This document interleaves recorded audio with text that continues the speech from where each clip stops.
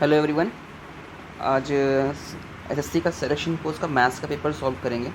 Okay, तो पहला question है कि निम्नलिखित में से कौन सी सहअभाज्य संख्याओं का युग्म नहीं है। कौन सी सहअभाज्य संख्याएं? तो सहअभाज्य संख्याएं कौन सी होती हैं? जिनका सहअभाज्य संख्या वो होती हैं जिनका एचसीएफ क्या होता है, 1 होता है। ठीक है, तो यहाँ पर अगर हम ध्यान से देखें तो 3-7 का एचसीएफ जो है वो 1 होगा। ठीक है, 1-4 का एचसीएफ भी 1 होगा, 21-22 का एचसीएफ 1 होगा, लेकिन 22 और 24 का एचसीएफ 1 नहीं होगा क्योंकि हमने कॉमन फैक्टर मिल रहा हुआ है। ठीक है ना, 2 ही कॉमन फैक्टर है, एक है ये 2 है, तो इसका अच्छा, अगला क्वेश्चन देखते हैं। कह रहा है कि x और y का समांतर गुणोत्तर माध्य 8 है और 3√7 है। तो गुणोत्तर माध्य की अगर समांतर माध्य की बात करें तो समांतर माध्य क्या होता है, AP होता है। तो x प्लस वाई का समांतर माध्य क्या है, 8 है, तो x प्लस वाई की वैल्यू कितनी हो जाएगी, 16 हो जाएगी। ठीक है, और गुणोत्तर माध्य कितना दे रखा है, एक्स वाई इक्वल्स टू दे रखा था 3√7। तो हम क्या लिखते हैं कि जीबी में क्या होता है, जो अगर 3 चीज़ें जीपी में है तो बी स्क्वायर बराबर क्या होता है, AC होता है। तो ये क्या होता है, यही तो जीपी होता है। तो मैंने क्या किया है, एक्स वाई और इसका स्क्वायर कर दिया 3√7 का, तो ये हो गया 63। अब हम क्या कर रहे हैं, पुटिंग वैल्यू से सॉल्व कर लेते हैं। ये 9 और 7 पे सेटिस्फाई कर रहा है। ठीक है, तो 9 और 7 पे सेटिस्फाई कर रहा है और 9 + 7 16 भी हो जा रहा है। बस क्यूब का आंसर इसने पूछा हुआ है कि क्यूब का आंसर क्या है, क्यूब का सम अप कर दिया है यहाँ पे और आंसर आ गया है। ठीक है, आप देख लीजिएगा। इसके बाद अगला क्वेश्चन कह रहा है, एक चुनाव में 35% मतदाताओं ने पी के लिए मतदान किया है। किसके लिए, पी के लिए, जबकि शेष 50% मतदाताओं ने क्यू के लिए मतदान किया है। शेष जो 35% मतदाता हैं उसके रिमेनिंग जो वोट बचे हैं उसका 50% जो है उससे क्यू के लिए मतदान किया है। उसके बाद ये कह रहा है शेष मतदाताओं ने मतदान नहीं किया है, रिमेनिंग ने मतदान नहीं किया है। ठीक है, अगर कुछ पूछेगा तो उसके बारे में देखेंगे। यदि उम्मीदवार पी को मत देने वाले और मत ना देने वालों के बीच का अंतर 1000 है। ठीक है ना, इनके और इनके मध्य का जो अंतर है 1000 है, तो चुनाव में मतदान करने के लिए योग्य व्यक्तियों की संख्या कितनी है। माना कि 100% पहले पूरे मतदान देने वाले थे, उसमें पी जो है उसने से 35% मतदान प्राप्त किए थे, और जो शेष रिमेनिंग क्यू था उसने 65% मतदान प्राप्त किए, 65 का 50%। ठीक है, और इसका डिफरेंस कितना दे रहा था, 1000 दे रखा है। बस इसको हमने एक वैल्यू को यहाँ पे इक्वेट कर दिया है कि 35% माइनस 65% का 1/2 1000 के बराबर है। इसको हमने सॉल्व किया, 35 दूनी 70 हुआ, 70 में से आपका 65 गया, बचा 5%, और नीचे जो बटे 2 था वो उधर जाकर कितना बनाएगा, 2000 बनाएगा। तो 1% की वैल्यू कितनी आ गई आपके पास में, 4000 आ गई। तो 100% की वैल्यू कितनी आ जाएगी, 40000 आ जाएगी, और आपका ये आंसर हो जाएगा। अगला क्वेश्चन देखिए, एक एयर कंडीशनर का अंकित मूल्य 45,000 है। कॉस्ट प्राइस जो है, सॉरी MRP प्राइस जो है वो 45,000 है। इस पर पहले जो है 15% का डिस्काउंट दिया है, फिर 20% का डिस्काउंट दिया है। तो एयर कंडीशनर का विक्रय मूल्य, सेलिंग प्राइस पूछ रहा है, कैसे करेंगे। सबसे पहले 15% की वैल्यू कितनी होती है, 3/20 होती है। ठीक है, और 20% की वैल्यू कितनी होती है, 1/5 होती है। तो अगर 3/20, 20 अगर CP है और 3 का हम डिस्काउंट दे रहे हैं, 3 का हम डिस्काउंट दे, कितना रिमेनिंग बच रहा है, 17/20 वैल्यू बच रही है। तो हमने क्या किया, 45,000 का ये हो गया 17/20, ये हो गया पहला डिस्काउंट देने के बाद वैल्यू बचेगी। और 20% की फिर से डिस्काउंट दे रहे हो, तो हमने 20% पे 5 पे 1 का डिस्काउंट दे रहे हो, रिमेनिंग कितना बच रहा है, 4/5 बच रहा है। तो ये 4/5 हो गया, इसको सॉल्व कर लिया हमने। 5 से काट दिया, 45 को 9000 बचा, और फिर 20 से काट दिया है, तो ये हमारे पास वैल्यू आ गया 1800, और 1800 को 17 से मल्टीप्लाई कर दिया है हमने। तो 17 उसको मल्टीप्लाई करने के लिए 17 का स्क्वायर पर 17 हमने ऐड कर दिया है, तो हमारे पास आ गई वैल्यू 306। तो 306 में 2 0 ऐड कर देंगे, हमारे पास में आंसर आ जाएगा 3060, 30,600 रुपये। ठीक है, अगला क्वेश्चन देखते हैं। इस क्वेश्चन में तो कुछ था ही नहीं है, तो क्वेश्चन ही नहीं है। कह रहा है कि 5 सेंटीमीटर त्रिज्या वाले एक वृत्त के P बिंदु पर स्पर्श रेखा PQ खींची गई है। ये PQ एक स्पर्श रेखा खींची गई है। ठीक है, और एक बिंदु Q पर जो इस प्रकार मिलती है कि OQ जो है 30 सेंटीमीटर है, O सेंटर है आपका, और ये Q है, तो OQ की वैल्यू 13 सेंटीमीटर दे रखी है। अब हमको ये चीज़ तो पता ही है कि त्रिज्या और स्पर्श रेखा के बीच, सॉरी थोड़ा सा त्रिज्या और स्पर्शरेखा के बीच बनने वाला कोण कितना होता है? 90 डिग्री होता है। ट्रिपलेट लगाया हमने, 5 12 13 का ट्रिपलेट होता है, ये 13 है, ये 5 है, तो ये 12 बन जाएगा। ठीक है, क्वेश्चन ख़त्म हो गया। अगला क्वेश्चन में भी कुछ नहीं है। कॉसेक की वैल्यू दे रखी है 2, तो मैंने साइन ए माइनस बी की वैल्यू निकाल ली है। साइन ए माइनस बी की वैल्यू निकाल ली 1/2, तो ए माइनस बी की वैल्यू कितनी आ गई? 30 डिग्री। ऐसे ही कॉट ए प्लस बी की वैल्यू दे रखी है 1/√3, तो tan ए प्लस बी की वैल्यू कितनी आ जाएगी? √3 आ जाएगी, तो ये tan 60 के बराबर है, तो a प्लस बी की वैल्यू कितनी आ जाएगी? 60 आ जाएगी। दोनों को सॉल्व करेंगे तो ट्वाइस ए की वैल्यू कितनी आ जाएगी? 90 आ जाएगी, तो a की वैल्यू कितनी आ जाएगी? 45 आ जाएगी। क्वेश्चन ख़त्म हो गया। अच्छा, ये क्वेश्चन जो है ना, अगला नंबर जो 7 नंबर का क्वेश्चन है, ये कॉन्सेप्चुअल बेस है, और इसको आप चाहे तो फॉर्मूला लगा के सॉल्व कर लो या एक बेसिक से फंडा याद कर लो।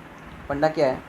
यदि एक समबाहु त्रिभुज का परिमाप 60 है, हम क्या करते हैं, यदि साइड की वैल्यू अगर 2 दे रखी होती है तो उसका पेरीमीटर कितना होगा? मान लीजिए आपने जो ट्रायंगल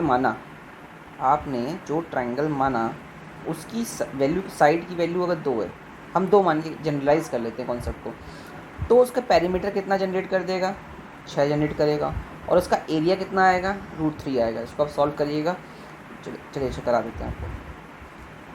√3/4 भुजा स्क्वायर होता है, तो 2 × 2 हो जाएगा, तो ये आ जाएगा आपके पास में √3। ठीक है, ये √3 आ जाएगा। तो यहाँ पर हमने जनरलाइज़ किया, ये जनरल फॉर्मूला है हमारे हिसाब से कि जब अगर ट्रायंगल की साइड 2 होती है तो उसका पेरीमीटर 6, उसका एरिया √3 होता है। ठीक है, इसको मैं हटा दे रहा हूँ यहाँ पे। ठीक है, अब क्या कह रहा था इसने? बोला पेरीमीटर 60 है। पेरीमीटर अगर 60 है तो हमने 10 से मल्टीप्लाई, साइड में हमेशा मल्टीप्लाई अगर 10 से हो रहा है तो इसकी पेरीमीटर में मल्टीप्लाई 10 से हो रहा है तो उसकी साइड में मल्टीप्लाई भी 10 से हो जाएगा। ठीक है, तो साइड 20 हो गई। अगर साइड में मल्टीप्लाई 10 से हो रहा है तो एरिया में मल्टीप्लाई कितना होगा? 10 से होगा, लेकिन चूँकि एरिया है तो 100 जाएगा, स्क्वायर जाएगा। मतलब अगर जैसे 2 साइड थी तो हमने जितने टाइम्स हम साइड्स को इंक्रीज़ कर रहे हैं तो एरिया उतने टाइम्स की स्क्वायर की साइड से बढ़ेगा। तो हमारी 10 टाइम्स साइड बढ़ रही है तो एरिया बढ़ जाएगा 100 टाइम्स। तो हमारा एरिया कितना था पहले? √3 था, तो 100 √3 आंसर आ जाएगा। ये मैंने जो समझाने में लगाया है टाइम, आपको इतना टाइम लगेगा नहीं, देखते ही क्लिक होगा। कैसे? 60 है, कितने टाइम्स बढ़ रहा है? 10 टाइम्स बढ़ा है। ठीक है, पेरीमीटर 10 टाइम्स बढ़ा तो साइड भी 10 टाइम्स बढ़ेगी। साइड है 20, तो 10 टाइम्स बढ़ गया है, तो हमारे पास में चूँकि फैक्टर में ही है ना 10 टाइम्स का, तो √3 से 100 टाइम्स बढ़ जाएगा। बाकी अगर बिल्कुल बेसिक लगाना है √3/4 भुजा स्क्वायर से करिए। वैसे ये कॉन्सेप्ट अच्छा है। ठीक है, अब ये क्वेश्चन जो है अगला, इसको देख लीजिए। क्या है कि एक टीवी जब भी SP सेम होता है ना, और अगर दोनों ही प्रॉफिट और लॉस की जो परसेंटेज है वो सेम दे रखी हो, तो ये फॉर्मूला हम लगाते हैं -r² इक्विवेलेंट निकालने के लिए। ठीक है ना, अगर इक्विवेलेंट नहीं दे रखा, मतलब सेम नहीं दे रखा है, तब फिर हम जनरलाइज करेंगे। वो यहाँ पे भी है नहीं वैल्यू, तो वो मतलब नहीं बताने का, नहीं तो इसको जनरलाइज कर लेते हैं हम। कैसे? फिर हम मानते हैं, मान लीजिए 20% है, थोड़ा सा बता देता हूँ। 20% है तो 1/5 है। तो अगर ये प्रॉफिट हो रहा था तो पहले CP 5 था और SP कितना हो जाएगा? 6 हो जाएगा। इसी तरीके से मान लीजिए 15% दे रखा होता तो फिर क्या होता? 25% ले लेते हैं इजी करने के लिए। 1/4 था, तो अगर ये लॉस हो रहा है तो पहले CP 4 था, अब 3 है। अब हम SP को सेम बनाएंगे। इस तरीके से SP को सेम बनाने के बाद एक CP बनेगा, एक CP बनेगा वैल्यू, एक SP बन जाएगा। सॉल्व कर लेंगे। ठीक है, चूँकि यहाँ सेम दे रखा था तो -r² से मैं सॉल्व कर लिया। आगे देखते हैं। दिनेश ने किताब को 1200 रुपये में खरीदा है और 900 में बेच दिया है। कोई मतलब नहीं है, 300 रुपये का लॉस हुआ है। CP पे लॉस होगा, CP से सॉल्व कर लिया, ख़त्म। ठीक है, एक पुलिसकर्मी ने चोर को 80 मीटर की दूरी पर देखा। ठीक है, चोर की चाल 21 किलोमीटर प्रति घंटा है और पुलिसकर्मी की चाल 20 किलोमीटर प्रति घंटा है। ठीक है, कितनी है चाल? चोर की चाल कितनी है? 21 किलोमीटर प्रति घंटा है और पुलिस वाले की चाल कितनी है? 20 किलोमीटर प्रति घंटा है। ठीक है, तो अब इसमें हम कोई फॉर्मूला नहीं लगाने की कोशिश कर रहे हैं, ठीक है। हम क्या कर रहे हैं कि अगर 20 किलोमीटर प्रति घंटे की चाल से वो चल रहा है और 21 किलोमीटर प्रति घंटे की चाल से चोर चल रहा है, इसका मतलब क्या है कि अगर 1 आवर का डिस्टेंस तय होगा तो दोनों के बीच का डिफरेंस क्या आएगा। 1 किलोमीटर का डिस्टेंस ट्रैवल होगा बीच का, मानते हो ये बात कि नहीं, क्योंकि 1 घंटे में 20 किलोमीटर चल रहा है और 1 घंटे में ये 21 किलोमीटर चल रहा है, तो 1 घंटे में बीच का डिस्टेंस कितना ट्रैवल हो जाएगा, 1 किलोमीटर का डिस्टेंस ट्रैवल हो जाएगा।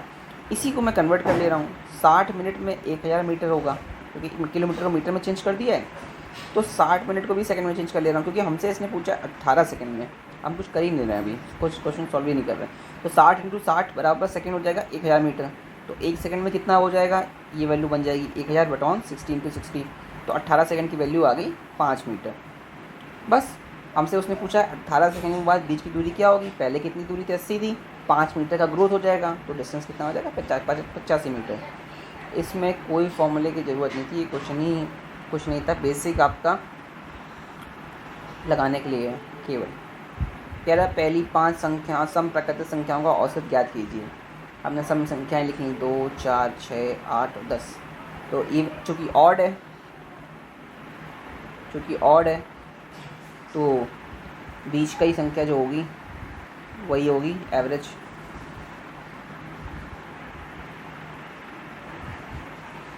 ठीक है, मिड वैल्यू जो होती है वही एवरेज होती है। अब ये क्वेश्चन थोड़ा सा लैंग्वेज पे है, ठीक है, लैंग्वेज ट्विस्ट है, समझने की कोशिश करते हैं इसको अच्छे से। ठीक है, कह रहा है मतदान करने के लिए पात्र लोगों में से जितने लोग थे उसमें से 28% लोगों में लोग 20 से 25 वर्ष के बीच की आयु के। ठीक है, एक चुनाव में मतदान करने के लिए पात्र 20 से 25 वर्ष की उम्र वाले लोगों में से 75% ने वास्तव में मतदान किया। बात समझ में आई? 28% लोग मतदान करते 20 से 25 वर्ष की आयु के बीच वाले लोग, लेकिन कितना किया? 75% किया 28% का। उस चुनाव में 20% से 20 से 25 की आयु के बीच की संख्या जिन्होंने वास्तव में मतदान किया, मतदान हेतु पात्र लोगों की संख्या का कितना प्रतिशत है? बस यही लैंग्वेज ट्विस्ट थी। पात्र लोग, तो मान लिया पात्र लोग जो हैं वो पहले 100% थे, तो जो 20 से 25 की एज है उसमें कितने लोग 28% लोग वोट करते, लेकिन 75% ने ही वोट किया है। कितना? 75% नहीं, तो 28 का 75% कितना हुआ? 3/4 निकालेंगे तो 21% आ जाएगा आपके पास में वोट किया। अब वो कह रहा है पात्र लोगों का, तो 100 का 21% कितना हो जाएगा? 21% आ जाएगा।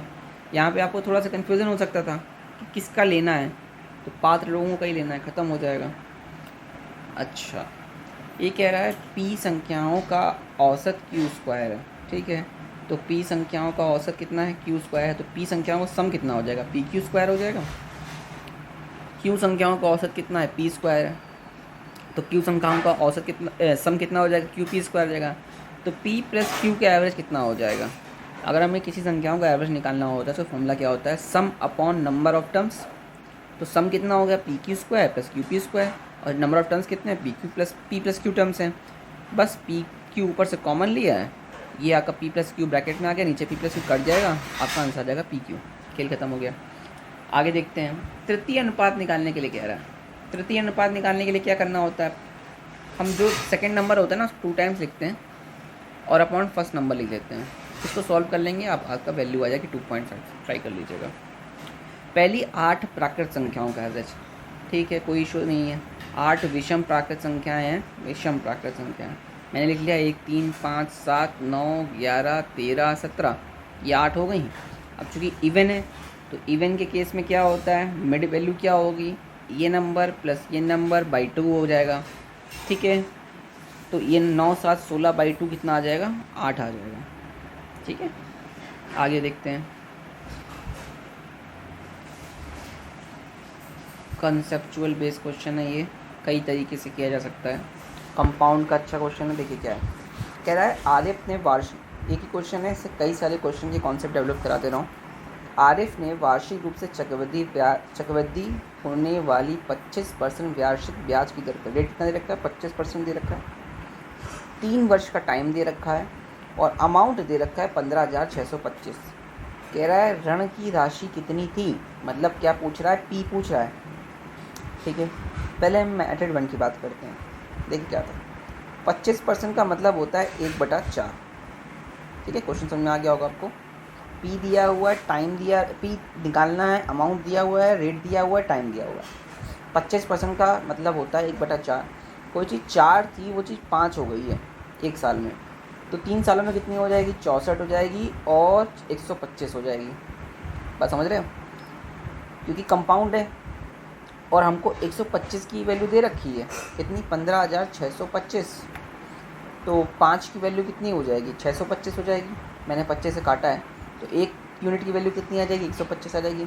64 मेरा सीपी है, 64 मेरा सीपी है, तो कितना हो जाएगा, 125 इंटू 64 आ जाएगी 8,000। तो 8,000 रुपये इसका सीपी हो जाएगा। ठीक है, अब एक बार और देखते हैं दूसरे तरीके से कैसे कर सकते हैं। ठीक है, अब जैसे मान लीजिए आपको पी दे रखा था, पी निकालना था, अमाउंट दे रखा था। ये जो सेकेंड मेथड है ना, 331 कॉन्सेप्ट कहते हैं इसको। 331 कॉन्सेप्ट यूज़ करके हम अगर पी नहीं भी दिया होता तो हम पी मान ले और हमको अमाउंट निकालना होता तब भी हम निकाल लेते। ब्याज निकालने में बहुत आसानी थी। पॉइंट की वैल्यू निकालने में ये बहुत अच्छा काम करता है कि कितना पॉइंट जाएगा, क्योंकि हमको एक एग्जैक्ट वैल्यू मिलती है ब्याज की। देखिए कैसे मैं कह रहा हूँ, मैंने मान लिया है कि 64 तुम्हारा प्रिंसिपल होगा। ऐसा क्यों माना, चूँकि 1/4 था और 3 सालों की बात थी, तो हमने सीपी को क्या किया है, जस्ट क्यूब किया है, तो 64। अब 64 का मैं 25% करूँगा तो पूरे पहले साल का ब्याज मिलेगा मेरे अकॉर्डिंग। मैं ये जो बात कर रहा हूँ ये मेरे अकॉर्डिंग बात कर रहा हूँ कि ऐसा मैंने एज्यूम किया और मेरे अकॉर्डिंग कितना ब्याज आएगा, ठीक ना। तो कितना हो जाएगा ये, एक सेकंड छोटा कर दूँ, हाँ, तो ये कितना आ जाएगा, 16 आ जाएगा पहले साल का ब्याज। इसी तरीके से फिर मैं निकालूंगा 16 का 1/4 किया जाएगा 4, और फिर 4 का 1/4 ये आ जाएगा 1। मैं 3 जो है इसका मल्टीप्लाई करूँगा, 16 3 48, 12 और 1, तो 3 सालों का मेरे पास में जो 64 के रिस्पेक्ट में ब्याज आ रहा है वो 61 आ रहा है। 64 के रिस्पेक्ट में जो ब्याज आ रहा है वो 61 आ रहा है, ध्यान रखना। हमको अमाउंट की वैल्यू दे रखी है, तो अमाउंट की वैल्यू के लिए क्या करूँगा, 64 + 61 करूँगा, 125 बनाया, और ये देखिए 125 की वैल्यू फिर इससे वही इक्वेट हो गई जैसे ऊपर इक्वेट हुई थी। फिर वही सॉल्व करेंगे, फिर से आ जाएगा। अब फ़ायदा क्या होता है, लेट अगर हमको यहाँ पे प्रिंसिपल दिया होता तो हम 64 की जगह प्रिंसिपल यूज़ करते और उसका ऐसे निकालते चले जाते, 25%, फिर जो आता फिर उसका 25%, और फिर जो आता उसका 25%, फिर 3 1 से उसकी मल्टीप्लाई कर लेते और हमारे पास में एग्जैक्ट ब्याज की वैल्यू मिल जाती। यहाँ मैंने रिवर्स लगाया है, आप फॉरवर्ड लगाओगे जब आपको प्रिंसिपल की वैल्यू हो गई। आप 3 वर्ष का एक क्वेश्चन ट्राई करके देखना, ठीक है, इतनी आसानी से आंसर आ जाएगा। कोई आपको ब्लॉक्स बनाने की ज़रूरत नहीं है, जो ब्लॉक मेथड यूज़ करते हैं ना, ब्याज पे ब्याज, उसका कोई मतलब नहीं है लगाने का, टाइम ही नहीं है पेपर में इतना करने का आपके पास में, ठीक है। तो ये बहुत अच्छा क्वेश्चन था। और एक तरीका और होता है जो इक्विवेलेंट लगाते हैं, चूँकि यहाँ 25% का 3 वर्ष का था, तो इक्विवेलेंट लगाने में लाइट सा ऐसा नहीं है कि नहीं लगाया जा सकता था, थोड़ी सी दिक्कत होती, लेकिन अगर 2 वर्ष का होता तो 50% हो जाता, और 25 × 25/100 कितना हो जाता, 6 पॉइंट, मतलब 56.25% की वैल्यू दे रखी होती है अगर 2 वर्ष का होता है। 3 वर्ष के लिए भी फॉर्मूला होता है, लेकिन यहाँ पे कोई ज़रूरत नहीं है लगाने की, ईजिली हो जाएगा, ठीक है ना। इक्विवेलेंट 2 साल के लिए बेस्ट रहता है। अगला क्वेश्चन देखते हैं। कह रहा महेश और सुरेश ने एक काम को 16 दिन और 12 दिन में समाप्त कर सकते हैं। महेश और सुरेश एकांतर क्रम में आरंभ करते हैं, ठीक है, कोई दिक्कत नहीं है। एकांतर क्रम में अब तो पूरा काम समाप्त करने में कितने दिन लगेंगे, देखिए क्या है, 16 और 12 का हमने एलसीएम लिया 48, तो एफिशिएंसी आ गई 3 यूनिट, 3 की एफिशिएंसी और 4 की एफिशिएंसी से। तो अगर इनका समअप करें 7 यूनिट काम कर लेंगे, क्योंकि अल्टरनेट डेज में काम कर रहे हैं, तो 7 यूनिट काम क्या हो जाएगा, 2 दिन में हो जाएगा। तो 42 यूनिट काम अगर हम बात करें तो 12 दिन में 42 यूनिट काम हो जाएगा। अब मेरे पास काम कितना बच रहा है, 6 यूनिट का काम मेरे पास में बच रहा है। तो 6 यूनिट काम अगर बच रहा है तो महेश से पहले काम मुझे कराना पड़ेगा, तो महेश तो 3 ही यूनिट काम करेगा, तो 3 यूनिट काम करने में उसको 1 दिन लग जाएगा, ठीक है। तो 3 यूनिट काम करने में उसको अब बचा फिर 3 यूनिट। अब ये 3 यूनिट कौन करेगा, बी करेगा, तो किस एफिशिएंसी से करेगा, 4 की एफिशिएंसी से करेगा, तो कितने दिन लगेंगे, 3/4 दिन। कैसे, डेज जो होता है W/E होता है। W क्या होता है? वर्क होता है। E क्या होता है? एफिशिएंसी होती है। वर्क कितने हैं? 3 यूनिट बचा है। एफिशिएंसी कितनी? 4 की एफिशिएंसी से, तो डे कितने लगेंगे? 3/4 डे लग जाएंगे। तो अब मेरे पास में क्या, मैंने यहाँ से निकाला कि 12 दिन तो ये लग जाएंगे, एक दिन महेश करेगा और ये काउंट करेगा सुरेश करेगा, 3/4 डेज। इसको सम किया 13 3/4 डेज आ जाएगा। ये कंपोनेंटो डिविडेंडो पे बेस है। x - 25/x + 5 7/8 है। मैंने इसको प्लस अपॉन माइनस में लिख लिया है। x + 5/x - 5/, = 8/7। तो x/5 कितना आ जाएगा? 8 + 7 15 हो जाएगा, अपॉन 1 हो जाएगा। तो x/y कितना आ जाएगा? 75 आ जाएगा। खेल खत्म हो जाएगा इसका। ये क्वेश्चन थोड़ा सा ठीक है, क्वेश्चन को थोड़ा सा जूम कर देता हूँ, समझ लें पहले क्या है। क्या है? 2017 में ग्रीष्मकालीन शिविर में कक्षाओं में भाग लेने बच्चों का प्रतिशत दिया। ये 2017 का परसेंटेज दिया हुआ है कि किस में कितना है, और टोटल लोगों की संख्या 600 है सॉरी, और 2016 की तुलना में हमें निकालना है।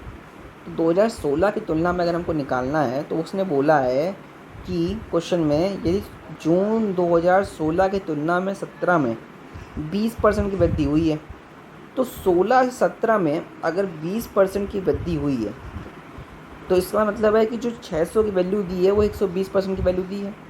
ठीक है, 17 का ही हमको डाटा दे रखा है, तो 16 के डाटा में, तो 16 के डाटा में जाने के लिए हमको 100% वैल्यू निकाल लें, तो 500 आ जाएगा।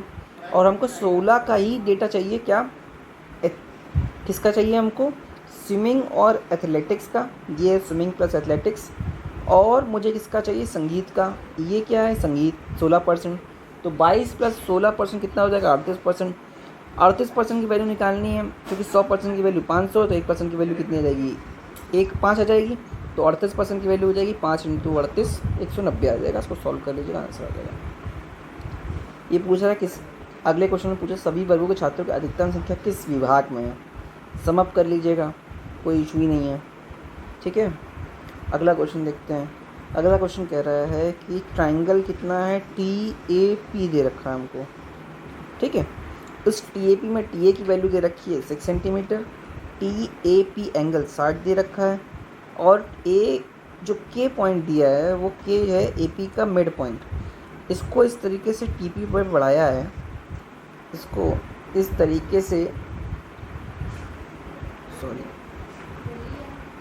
तरीके से TP पे बढ़ाया है कि ये 60 डिग्री का 120 डिग्री का एंगल बना रहा है। तो अगर ये 120 डिग्री का एंगल बना रहा है तो ये कितना बनाएगा? 60 डिग्री का एंगल बनाएगा।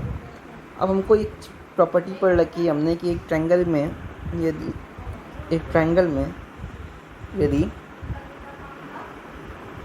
एक एंगल बराबर हो रहा है, ये वाला एंगल जो है ये बराबर हो रहा है इसके, और ये अगर मिड पॉइंट है तो उसके इस वाले पॉइंट में मिलाने वाली रेखा मिड पॉइंट भी होगी और इसके पैरेलल भी होगी। और जैसे ये पैरेलल होगी, इसका मतलब क्या है? क्या ये एक सिमिलर ट्रायंगल कॉन्सेप्ट जनरेट कर रहा है। तो क्या सिमिलर ट्रायंगल कॉन्सेप्ट जनरेट करता है, तब क्या होता है? ये जो साइड है इस साइड की दुगनी होती है, या कह सकते हो ये वाली साइड जो है इस साइड की आधी होती है। बस इतना ही करना था, कुछ करना नहीं था। जिसको दिख गया होगा उसने कर लिया होगा। तो 6 सेंटीमीटर का आधा कितना हो जाएगा? 3 सेंटीमीटर इसका आंसर हो जाएगा।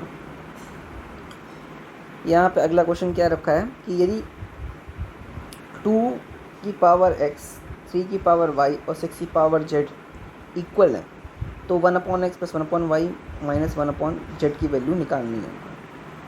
क्या करना है?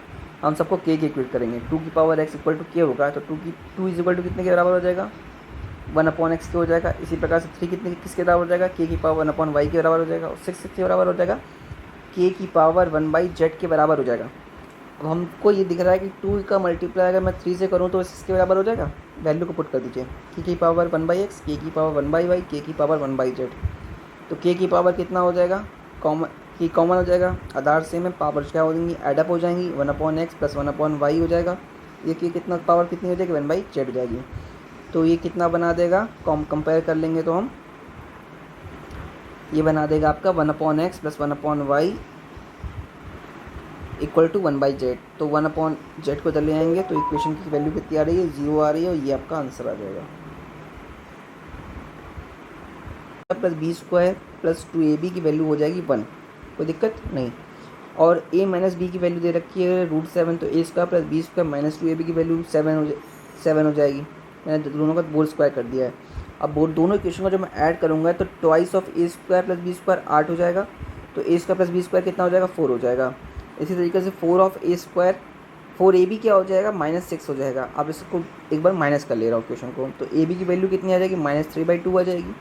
उनका स्क्वायर करूँगा तो square a square B square 9/4 आ जाएगा। इसने पूछा a square B square into a square plus B square, तो a स्क्वायर बी स्क्वायर की वैल्यू रख दी 9/4 और सम ऑफ स्क्वायर्स की वैल्यू 4 है, इसको रख दिया, सॉल्व करेंगे 9 आ जाएगा। अगला क्वेश्चन देख लीजिए क्या है कि थीटा की वैल्यू दे रखी है 120, p equal to cos theta plus sine theta की वैल्यू दे रखी है। हमने कॉस 120 साइन 120 वैल्यू रख दी है। साइन कॉस 120 माइनस साइन 30 के हो जाएगा, कॉस 30 साइन 120 कॉस 30 के इक्वल हो जाएगा, क्योंकि और ये -1/2 की वैल्यू देगा, ये √3/2 की वैल्यू देगा, और 1 - 1/2 0.5 के बराबर होगा, ये √3/2 है 1.732 के बराबर होगा, और 1.732 को बाई 2 भी करेंगे तो 0.5 से ज़्यादा ही आएगा, तो 0.5 से ज़्यादा आ जाएगा तो अब इसका मतलब है कि पॉजिटिव वैल्यू जनरेट करेगा, तो ये आंसर हो जाएगा आपका। इस वाले क्वेश्चन में कुछ था ही नहीं, इसने पूछा है सी बिक्री का कुल का और डी की बिक्री कुल का अनुपात पूछ रहा है। तो सी में क्या है 12 और 17 है, तो 12 और 17 कितना हो जाएगा आपका 29 हो जाएगा, और डी में कितना है 15 और 21 है, तो कितना हो जाएगा 36 हो जाएगा। तो ये आपका आंसर हो गया 29:36। ठीक है, इसका एक और सेट है, अगला सेट मैं कल अपडेट कर दूँगा। ठीक है, तब तक के लिए आप चैनल को लाइक कर लीजिए, सब्सक्राइब कर लीजिए, और कमेंट सेक्शन में कोई भी प्रॉब्लम हो, कोई भी क्वेश्चन अगर क्लियर ना हो तो आप बता दीजिएगा, मैं इसको फिर से सॉल्व करवा दूँगा आपको। ठीक है।